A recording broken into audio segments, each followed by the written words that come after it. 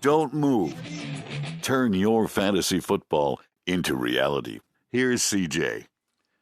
Hey, welcome. This is CeJaay, and this is the Dirty Landry Experience. And I'll tell you, not all the experiences are good ones, especially in my world. The only thing that made up for a very poor weekend in my part, as far as my fantasy world is concerned, is that Myers scored a touchdown on Monday night, and I beat the best team in the league with my 0-4 menagerie and had the most points scored in that league for the week. So I went 1-10 otherwise. Yeah, I know. How did you do? Hopefully better than 1-10. But for a touchdown catch, I was 0-11. Tells you how I was feeling on Sunday afternoon, right? It's like, really? Really? Yeah, it happens. Hey, what can you do about it? Well, one thing you want to remember, though, is don't forget who was on the bye week last week and what the inherent issues were of some of those teams going forward. Tampa Bay, as an example. Evans, is he healthy?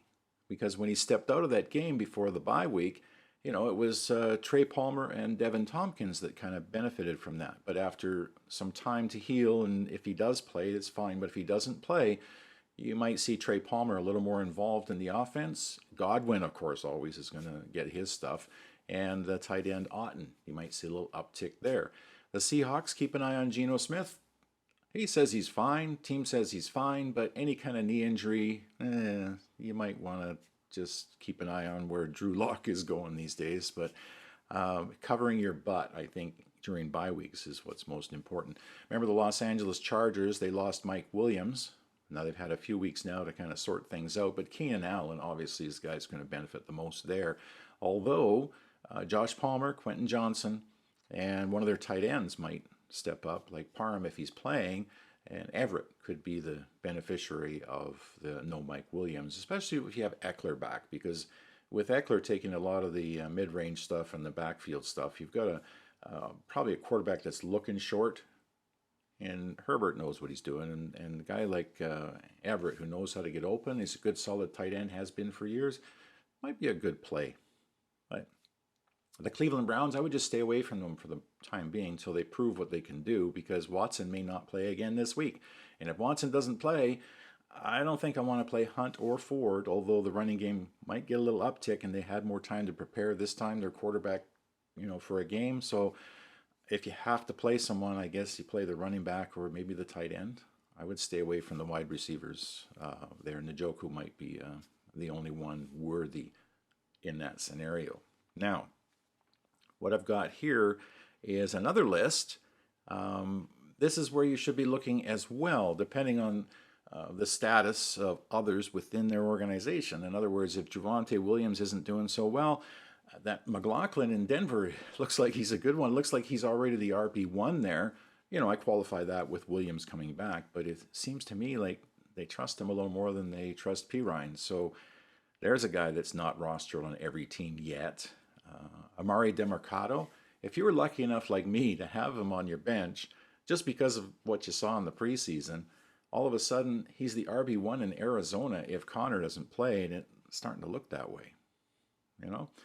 And New England, just stay away.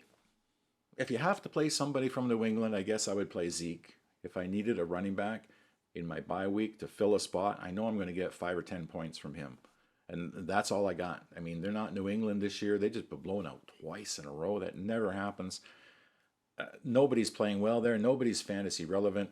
As I said, Zeke is about the only one that I would trust to get me 5 to 7 to 8, maybe 10 points, or maybe he'll score a touchdown. And that's all I'm hoping for if I have to put him in my lineup right now.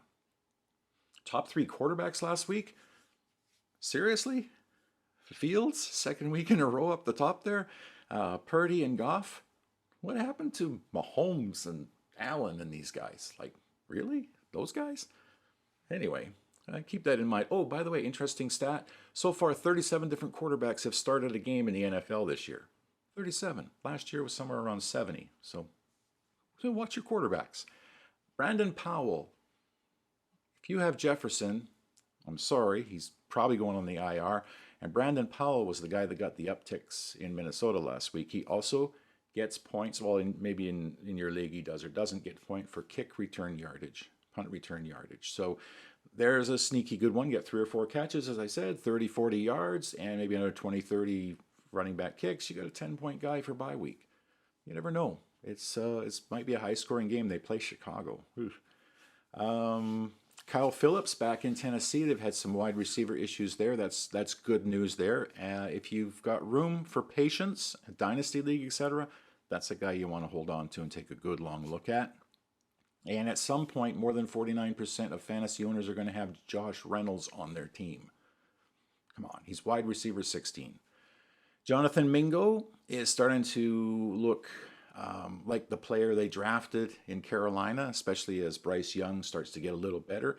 You see his stats going up, up, up, up, up. So I think the next step is for him to score a touchdown and get some confidence and carry on. But Adam Thielen is the guy. Holy cow. Having a great season there, I'll tell you.